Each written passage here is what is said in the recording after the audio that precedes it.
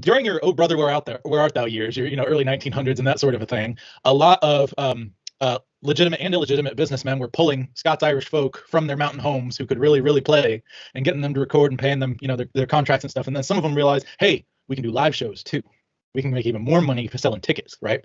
And so basically, these legitimate and illegitimate businessmen were paying people to leave their homes and their communities, leave their churches, and go out and into the world and do something. Now, that's not in and of itself necessarily bad. If that's what you're called to, that's what you and or your family is called to. But I have a feeling, because things were so rural, because the potato famine happened and we had all these extra Irish coming in, and all this kinds of stuff during this time, there was this upheaval and move towards so rural a situation where we had nothing but these tiny Baptist churches with who knows where this preacher came from, right?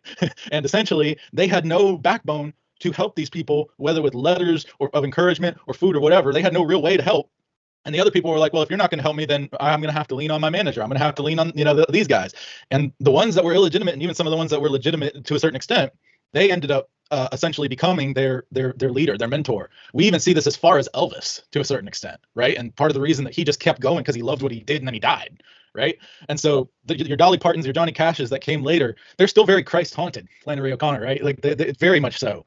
But there's the people that they end up surrounding themselves with, their community always ends up being liberal because of what they do, pulling people away from their communities.